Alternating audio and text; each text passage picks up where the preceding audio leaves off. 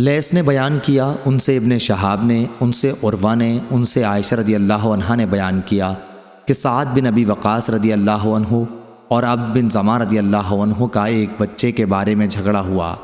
سعد رضی اللہ عنہ نے کہا کہ یا رسول اللہ صلی اللہ علیہ وسلم، یہ میرے بھائی عتبہ بن ابی وقاص کا بیٹا ہے، اس نے وصیت کی تھی کہ یہ اب اس کا بیٹا ہے، آپ خود میرے بھائی سے اس کی مشابہت دیکھ لیں۔ لیکن عبد بن زماں رضی اللہ عنہ نے کہا کہ یا رسول اللہ صلی اللہ علیہ وسلم، یہ تو میرا بھائی ہے، میرے باپ کے بستر پر پیدا ہوا ہے اور اس کی باندی کے پیٹ کا ہے۔ حضرت صلی اللہ علیہ وسلم نے بچے کی صورت دیکھی تو صاف عتبہ سے ملتی تھی، لیکن آپ نے یہی فرمایا کہ اے عبد، یہ بچہ تیرے ہی ساتھ رہے گا، کیونکہ بچہ فراش کے تابع ہوتا ہے اور زانی کے حصے میں صرف پتھر ہے۔ اور اے سودا بنت زماں رضی اللہ عنہا، اس لڑکے سے تو پردہ کیا کر۔ چنانچہ سودا رضی اللہ عنہا نے پھر اسے کبھی نہیں دیکھا۔